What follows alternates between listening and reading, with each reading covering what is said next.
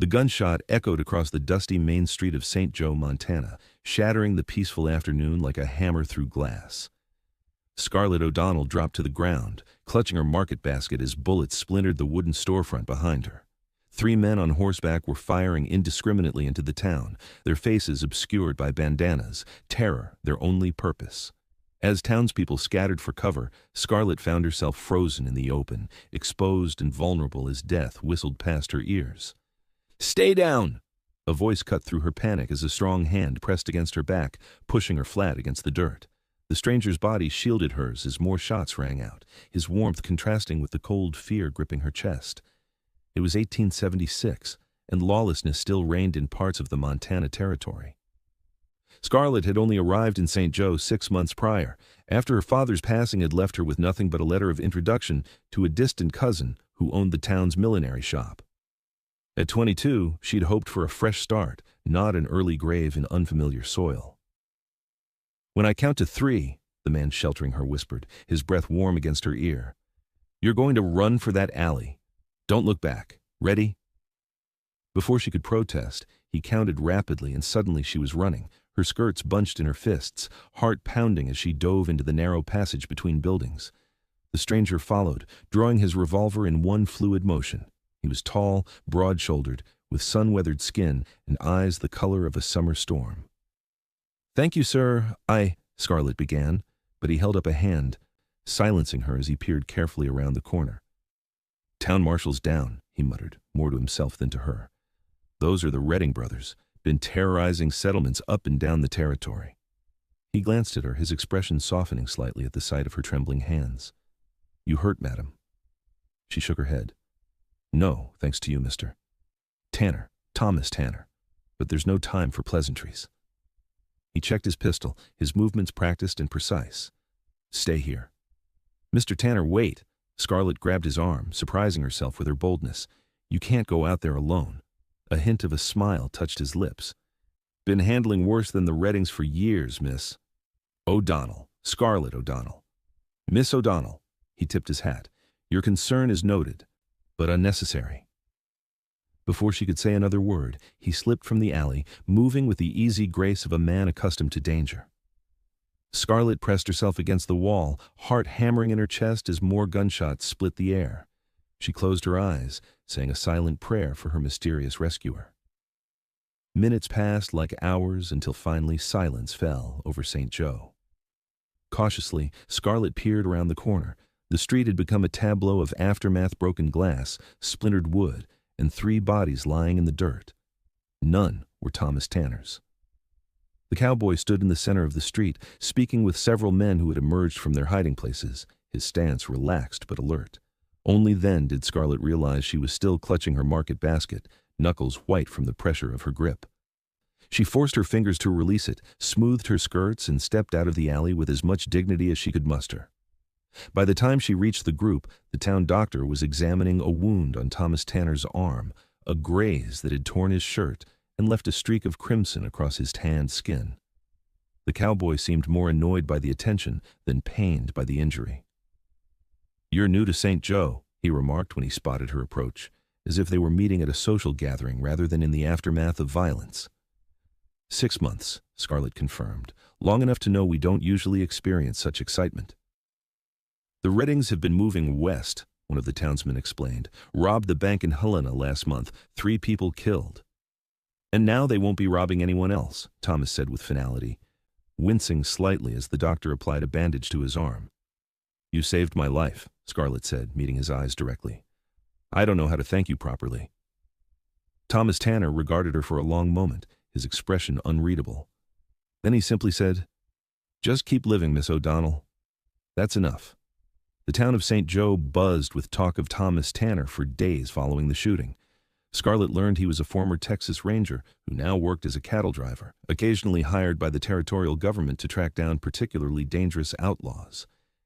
He'd been passing through St. Joe on his way north when the Redding brothers had chosen the wrong town to terrorize. Scarlett couldn't shake the memory of his words or the intensity in his eyes when he'd spoken them. Just keep living, as if it were that simple.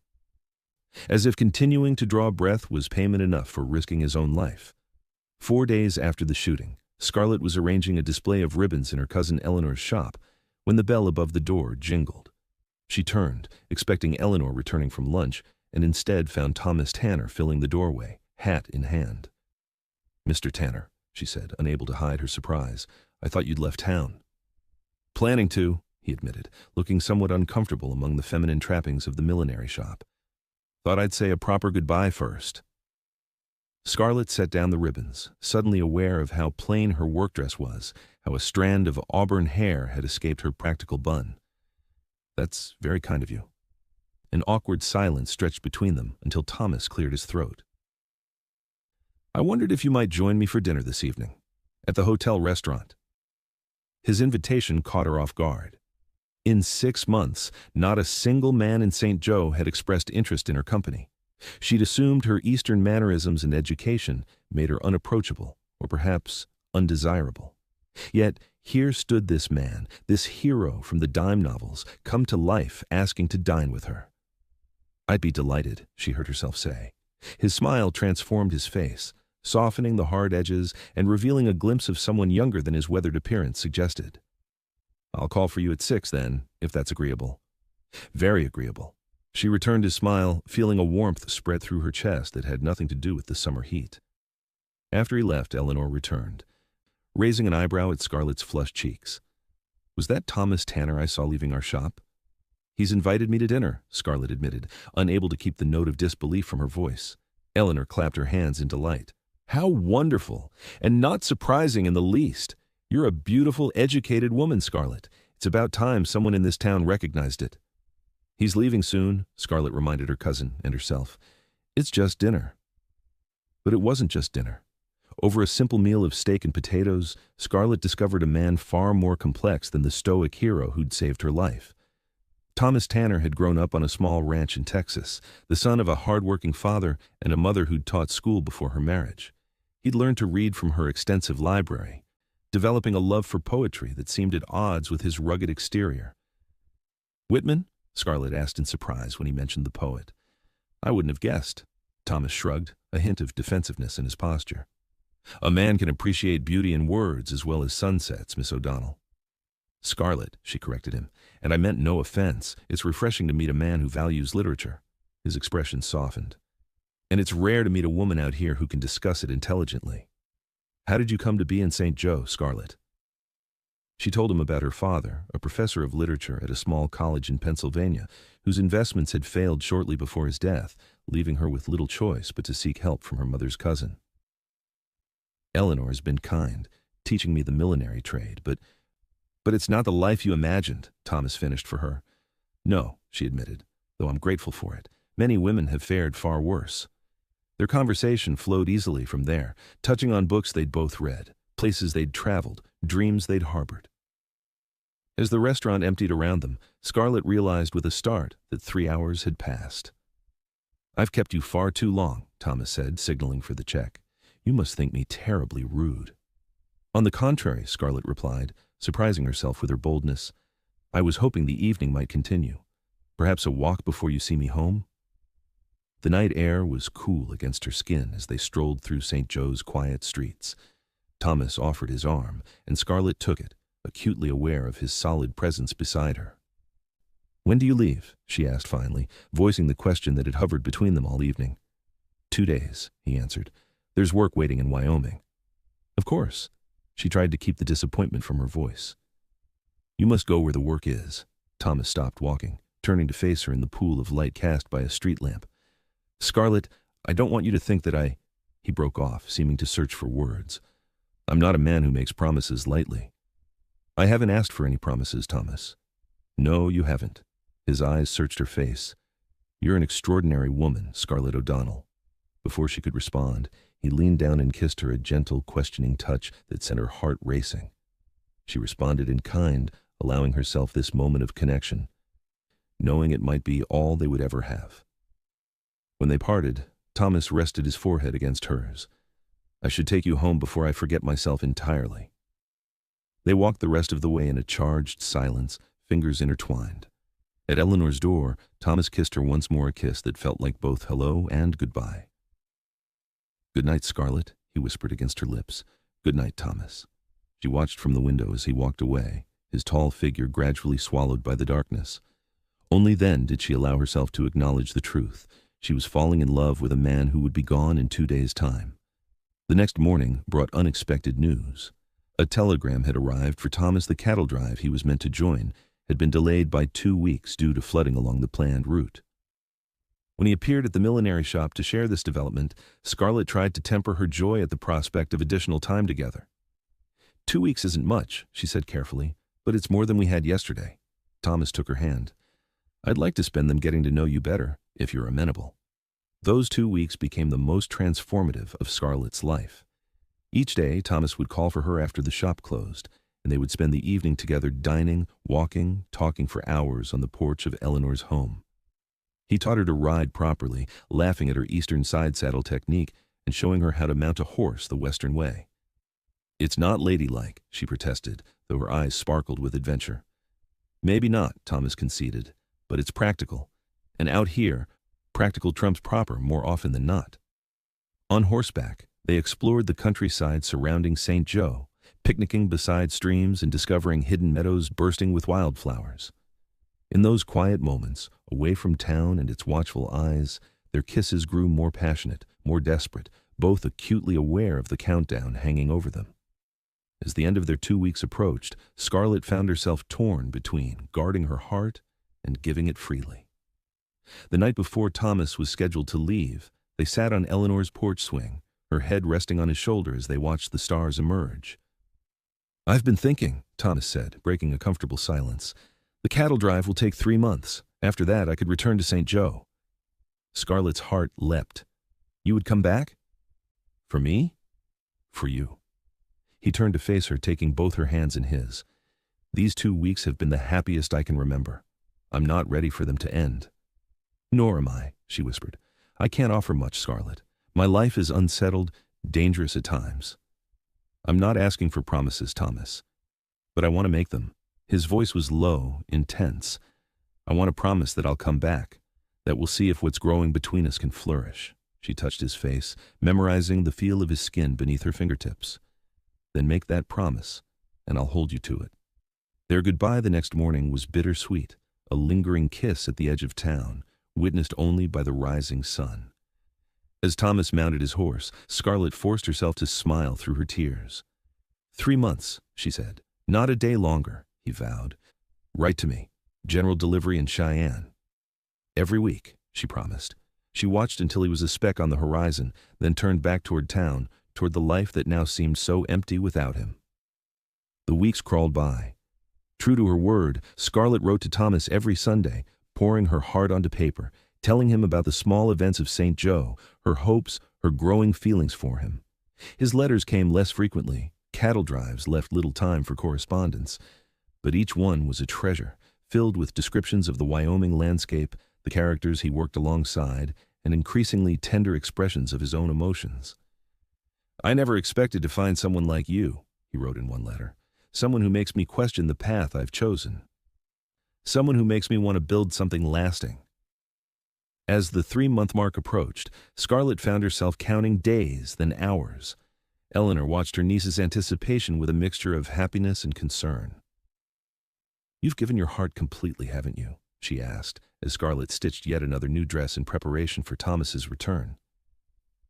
Is it that obvious? Scarlett asked, blushing. Only to someone who loves you, Eleanor replied, patting her hand. He seems a good man, different from the others who pass through. He is, Scarlett agreed. He's honorable, kind beneath his rough exterior, and he's coming back for me. But the day Thomas was due to return came and went with no sign of him. One day stretched to 3, then a week. Scarlett's worry grew with each passing hour. The cattle drive must have been delayed, Eleanor reassured her. These things rarely run to schedule. Then why hasn't he written? Scarlett asked, unable to hide her fear. Something's wrong, Eleanor. I can feel it. 2 weeks after Thomas's expected return, a stranger arrived in St. Joe asking for Scarlett O'Donnell. He introduced himself as Samuel Wilson, foreman of the cattle drive Thomas had joined. Mr. Tanner asked me to deliver this personally, he said, handing her a letter. He wanted to come himself, but circumstances prevented it. Scarlett's hands trembled as she broke the seal, Thomas's familiar handwriting filled the page, but the words turned her blood cold. Dearest Scarlett, I pray this finds you well. I'm writing from a doctor's office in Laramie, where I've been for the past 2 weeks. There was trouble with rustlers during the final days of the drive. I took a bullet meant for one of the younger hands. Don't worry, I'm too stubborn to die from something as trivial as a bullet wound. But recovery will take time, and I won't be fit for travel for at least another month. I've asked Sam to tell you that I've been delayed by business matters. Pride, I suppose. A man doesn't want the woman he loves to picture him weak and bedridden. But as I lay here, I realize that honesty between us matters more than pride. Yes, I said, love. It's not how I planned to tell you, in ink rather than in person, but these months apart have made one thing clear. I love you, Scarlett O'Donnell. I love your intelligence, your courage, your gentle heart. I love the way you see beauty in this harsh world, the way you bring light into the darkness. Wait for me, if you can bear it. 1 more month, and I'll be strong enough to make the journey to St. Joe. To you. With all my heart, Thomas. Scarlett pressed the letter to her chest, tears flowing freely down her cheeks. He's hurt, she told Eleanor, but alive, and he loves me. That night, Scarlett made a decision. The next morning, she packed a small trunk, withdrew her savings from the bank, and purchased a ticket on the eastbound stage coach. You're going to him? Eleanor asked, though it wasn't really a question. I can't sit here for another month, wondering if he's truly recovering or hiding the severity of his condition, Scarlett explained. Besides, he came to my rescue once. It seems only fair that I return the favor. The journey to Laramie was arduous, 3 days of bone-jarring travel over rough terrain, sleeping upright between strangers, eating hasty meals at way stations. But discomfort couldn't dampen Scarlett's determination. When the stagecoach finally rolled into Laramie, she wasted no time finding the doctor's office Samuel Wilson had mentioned in his supplementary note. Dr. Howard Palmer was surprised by her arrival, but quickly warmed to her when she explained her relationship with Thomas. He's a lucky man in more ways than one, Dr. Palmer told her. The bullet missed his lung by less than an inch. Still, it did considerable damage. He's been staying at the boarding house across the street. Mrs. Givens has been looking after him. Mrs. Givens, a kindly widow, showed Scarlett to Thomas's room. He's been a model patient, she said with a wink, except for his determination to leave before he's fully healed. Says he has someone waiting for him. Not anymore, Scarlett replied softly.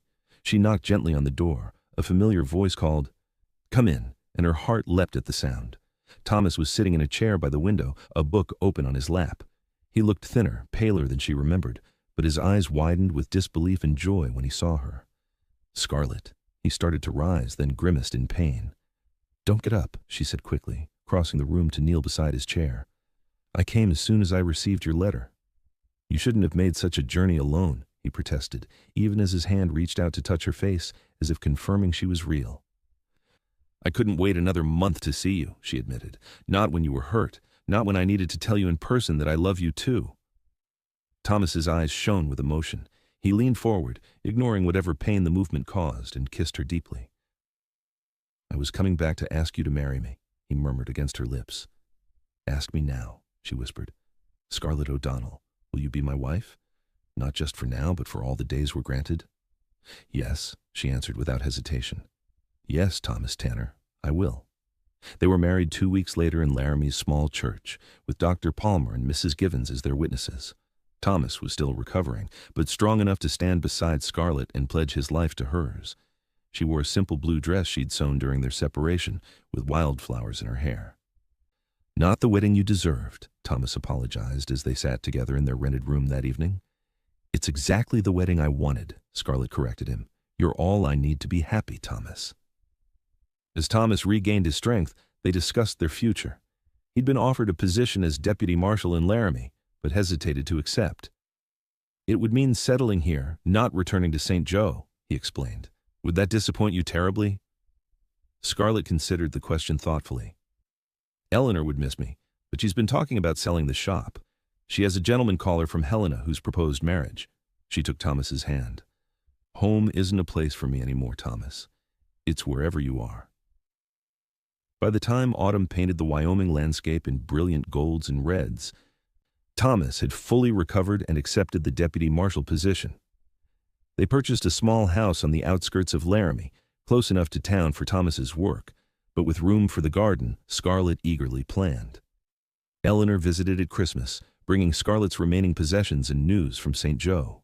She had indeed sold the millinery shop and would be marrying her gentleman caller in the spring. "You two have inspired me," she told them. "Life is too short not to seize happiness when it appears." That winter was the happiest of Scarlett's life. She and Thomas created a home together, learning each other's habits, preferences, dreams. He taught her to shoot. A marshal's wife should know how to protect herself, he insisted, and she taught him to appreciate Shakespeare beyond the required reading of his youth. In the evenings, they would sit before the fire, sometimes reading aloud to each other, sometimes simply talking about their day. Often, Thomas would pull her onto his lap, his arms encircling her waist, his lips finding the sensitive spot behind her ear. "I never thought I could be this happy," he confessed one such night. "I spent so many years moving from place to place, never allowing myself to form attachments." "What changed?" Scarlett asked, turning to face him. "You did," he said simply. "From the moment I saw you in that street in St. Joe, something inside me knew you were different, that you were worth staying for." Spring brought news that filled their home with even greater joy. Scarlett was expecting their first child.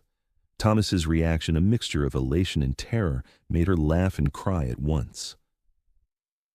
"I don't know the first thing about being a father," he admitted, placing a reverent hand on her still flat stomach.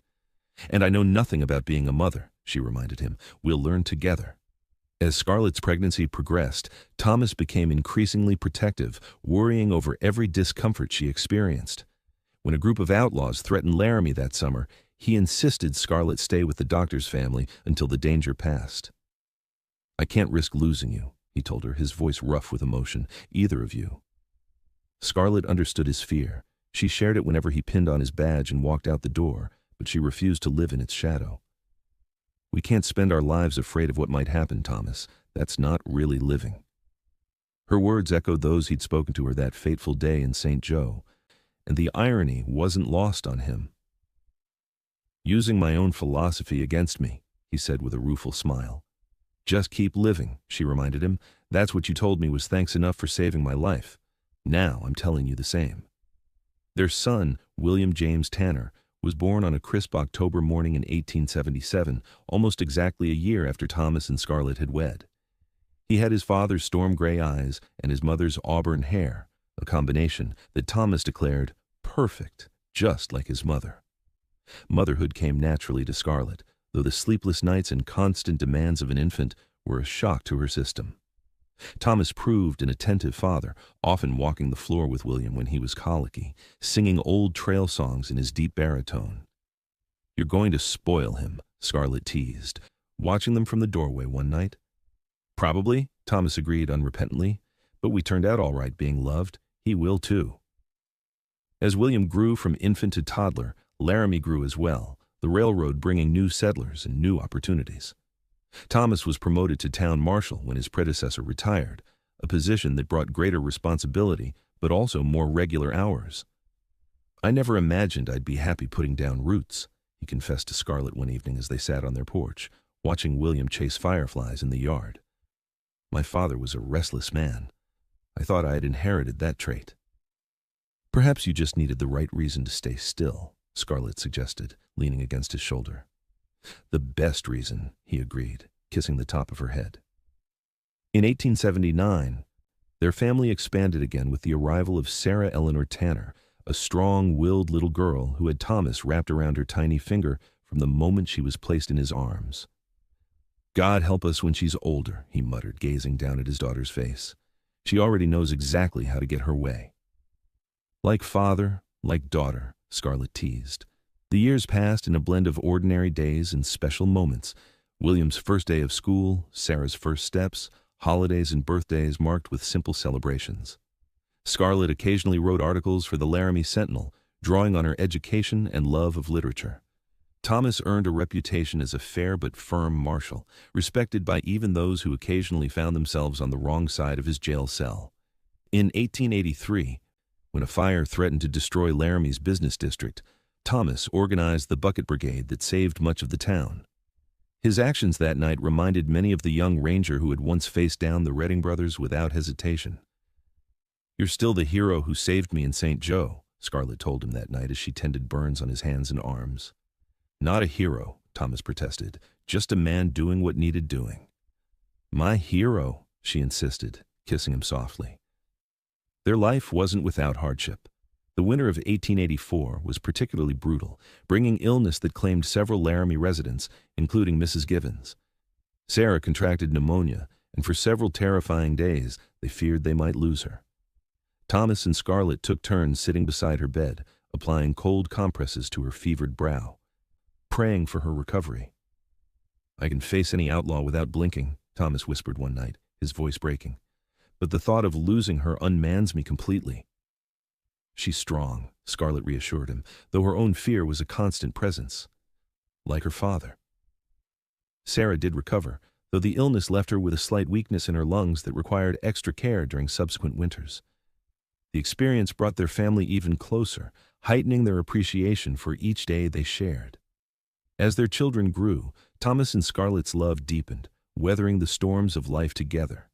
They had disagreements. Of course, Thomas's tendency toward overprotectiveness occasionally clashed with Scarlett's independent nature, but they never went to bed angry, a rule they'd established early in their marriage. "Life's too uncertain to waste time on pride," Thomas would say whenever an argument threatened to linger. In the spring of 1886, a decade after they'd met, Thomas surprised Scarlett with a trip back to St. Joe. Eleanor had moved to Helena with her husband years ago, and the town had changed significantly, but the street where they'd first encountered each other remained much the same. "It seems smaller somehow," Scarlett remarked as they walked arm in arm down the main street. "Most places do once you've lived a little," Thomas replied, "but I'll never forget seeing you here, so brave despite the danger." "I was terrified," she admitted with a laugh, "until you appeared and told me to run." They stood for a moment on the spot where he had shielded her from the Redding brothers' bullets, where their story had begun. Thomas turned to face her, taking both her hands in his. "Thank you," he said simply. "For what?" "For loving me, for giving me a family, for making these past 10 years the happiest of my life." Scarlett tried to respond, to tell him that the gratitude was hers, that he had given her more joy than she had ever imagined possible. But emotion closed her throat, and all she could do was press herself against his chest, feeling the strong, steady beat of his heart. The woman tried to thank him with words, Thomas murmured against her hair, a teasing note in his voice, but the cowboy said, "Just keep living, that's enough." Scarlett looked up at him, her eyes shining with tears and laughter. "And we have, haven't we? We've truly lived." "Every day," Thomas agreed, bending to kiss her. "And we have many more ahead." As they walked back to their hotel, hands clasped tightly together, Scarlett reflected on the strange twist of fate that had brought them together, a chance encounter, a moment of courage, a simple act of protection that had blossomed into a lifetime of love. The young woman who had once felt adrift in an unfamiliar town had found not just safety but purpose, not just a protector, but a partner. And Thomas, the restless cowboy who had never expected to settle down, had discovered that home wasn't a place but a feeling, the feeling of belonging completely to someone who belonged completely to you. Together, they had built a life neither could have imagined alone, proving with each passing year that sometimes the greatest adventures don't require constant movement, but rather the courage to stand still and let love take root. "Just keep living," he had told her, and in doing so, they had found something worth living for.